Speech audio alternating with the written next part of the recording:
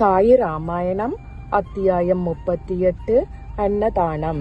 ஆசார தர்மத்தில் பிரதானமானதும் முதலில் செய்ய வேண்டியதுமான தானம் அன்னதானம்.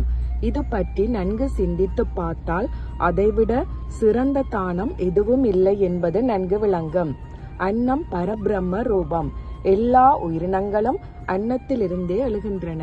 அன்னமே உயிரை காப்பாற்றும் சாதனம். உயிர் உடலை பிரிந்த பிறகு அன்னத்திற்குள்ளேயே சென்று கலந்து விடுகிறது. அதிதி நேரத்தோடு வந்தாலும் நேரம் தவறி வந்தாலும் இல்லறத்தோன் அவருக்கு அன்னமிட்டு திருப்தி செய்ய வேண்டும். அன்னம் அளிக்காமல் விருந்தாளியை அனுப்பிவிடுபவன் இன்னல்களுக்கு அழைப்பு விடுகிறான். இதில் சந்தேகமே இல்லை. வஸ்திரங்களையோ பாத்திரங்களையோ தானமாக அளிக்கும் போது தானம் வாங்குபவர் தகுதி உள்ளவரா என்று யோசிக்க வேண்டிய அவசியம் உண்டு. ஆனால் அன்னதானம் செய்வதற்கு இந்த சிந்தனையே தேவையில்லை. வீட்டு வாயிலுக்கு எவர் வந்தாலும் எந்த நேரத்தில் வந்தாலும் அவரை அனாதரவாக விட்டு விடுவது தகாது. அன்னதானம் அத்தனை மகத்துவம் வாய்ந்தது. இதற்கு சுருதியே பிரமாணம். ஆகவே பாபாவும் உலகியல் ரீதியை கடைபிடிக்கும் வகையில் ஜனங்களுக்கு உணவளித்து திருப்தி செய்தார். அன்னதானம் இன்றி செய்யப்படும் காசு தானம் போன்ற மற்ற தானங்கள் முழுமை பெறாதவை. எத்தனை நட்சத்திரங்கள் இருப்பினும் சந்திரனின்றி வானம் அழகு பெறுமோ? பதக்கம் இல்லாமல் தங்கச்சங்கிலி முழுமை பெறுமோ? அறுசுவை உணவில் பருப்பு எவ்வாறு முக்கியமானதோ அவ்வாறே புண்ணியங்களிலெல்லாம் சிறந்த புண்ணியம் அன்னதானம். கலசமில்லாத கோபுரத்துக்கு தாமரை இல்லாத நீர்நிலைக்கு சோபை ஏது? அன்னதானம் இல்லாது செய்யப்படும் தர்மத்தை பிரேமையில்லாத பஜனைகளுக்கும் குங்குமத்திலகம் இட்டுக்கொள்ளாத சுமங்கலிக்கும் குரலினிமை இல்லாதவனின் பாட்டுக்கும் உப்பு இடப்படாத மோருக்கும் ஒப்பிடலாம். அன்னதானம் செய்யும் போது வியாதிஸ்தர்களுக்கும் பலம் குன்றியவர்களுக்கும் குருடர்களுக்கும் முடவர்களுக்கும் செவிடர்களுக்கும் ஏழை எளியவர்களுக்கும் முதலில் உணவு அளிக்கப்பட வேண்டும். உறவினர்களுக்கும் நண்பர்களுக்கும் அதன் பின்னரே அளிக்க வேண்டும். இப்பொழுது பாபாவின் ஹண்டியை பற்றிய விவரங்களை அறிய ஆர்வமாக இருப்பவர்களை பிரீதி செய்யும் வகையில் விவரம் சொல்ல முயல்கிறேன்.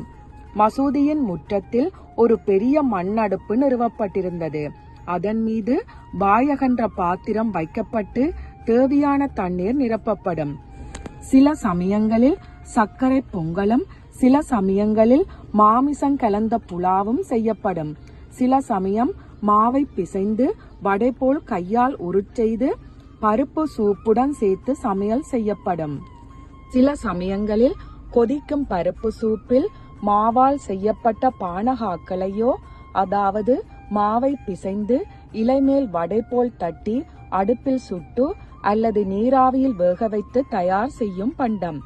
உரோடாகாக்களையோ, இது உரலில் இடித்து மாவை வடை போல் தட்டி நேராக தணலில் சுட்டு செய்யும் பண்டம். பாபா லாவகமாக மிதக்க விடுவார். மசாலா பொருட்களை தாமே அம்மியில் அரைத்து சமையலுக்கான எல்லா ஏற்பாடுகளையும் செய்வார். பயத்தம் பருப்பு மாவால் தம் கையாலேயே சின்ன சின்ன வடைகள் தட்டி லாவகமாக ஹண்டியில் நழுவ விடுவார். சொர்க்கம் கிடைக்க வேண்டுமென்ற நோக்கத்தில் சிலர் மிருகங்களை சடங்கு பூர்வமாக கொன்று யாகத்தீயில் சமர்ப்பிக்கின்றனர். பிராமணர்களுக்கும் இம்மாமிசத்தில் சிறிது பிரசாதமாக உண்கின்றனர்.